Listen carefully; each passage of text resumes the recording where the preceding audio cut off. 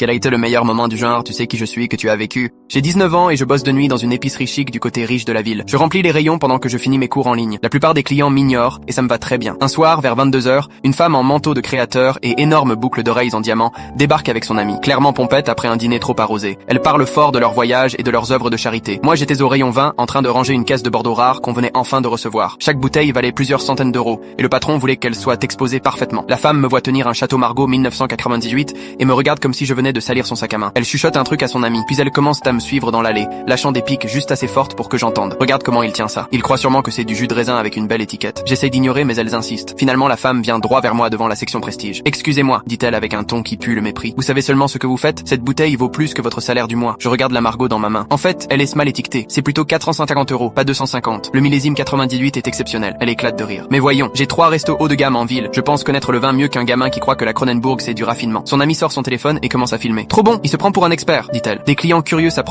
La femme joue la star. Voilà le problème, elle annonce à tout le monde. On engage des enfants sans éducation ni classe, qui manipulent des bouteilles hors de prix comme si c'était des boîtes de céréales. Elle se tourne vers moi. Laisse-moi t'expliquer, mon petit. Ce vin vient d'une région prestigieuse. Blablabla. Elle déblatère sur les tanins et le terroir, se trompant sur la moitié. Quand elle finit, je dis doucement, intéressant. Sauf que cette bouteille est abîmée. Vous voyez la légère fuite ici? On ne devrait pas la vendre. Elle lève les yeux au ciel. N'importe quoi. J'appelle votre responsable. Il faut vous apprendre à respecter les clients importants. C'est là que j'entends un bruit que je connais trop bien. Les talons de ma mère sur le carrelage du magasin. Mon cœur se serre. Un problème? Dit-elle d'une voix pro. Les yeux de la femme brillent comme si elle avait gagné. Oui, cet employé se prend pour un sommelier. Il m'a parlé comme si j'étais idiote. Je demande qu'il soit viré. L'ami filme encore. Ça va cartonner sur Insta, chuchote-t-elle. Maman fronce les sourcils. Je crois qu'il y a malentendu. Madame, c'est mon fils. Je m'en fiche, répond la femme sèchement. C'est un employé et il m'a manqué de respect. Non, vous ne comprenez pas, reprend maman calmement. Ce n'est pas seulement mon fils, c'est notre chef sommelier et acheteur de vin. C'est lui qui a écrit toutes les descriptions du catalogue. Le visage de la femme se fige. Il a un diplôme d'œnologie de Montpellier, continue maman. 2 fois cité dans Wine Spectator pour son palais. La bouteille qu'il a signalée, il vient d'éviter qu'on vende 450 euros de vin foutu. Le teint de la femme vire au gris. Et d'ailleurs, c'est lui qui a choisi toute la sélection que vous voyez. Vos restos chics, on les fournit sûrement. L'ami range son téléphone en vitesse, mais d'autres clients filmèrent déjà. La femme recule, attrape son sac. On devrait y aller, souffle-t-elle à son ami. Elles disparaissent vers la sortie. J'entends juste, pourquoi t'as pas arrêté de filmer plus tôt? Après ça, les clients viennent vers moi, pas pour se plaindre, pour demander des conseils de vin. Un type m'a même demandé ma carte. Je retourne ranger mes bouteilles, un petit attroupement m'écoute maintenant comme si j'étais prof. Maman me tape doucement l'épaule avant de repartir. La prochaine fois, montre juste ton diplôme, dit-elle. Non, c'est mieux comme ça, je réponds en posant la Margaux abîmée de côté.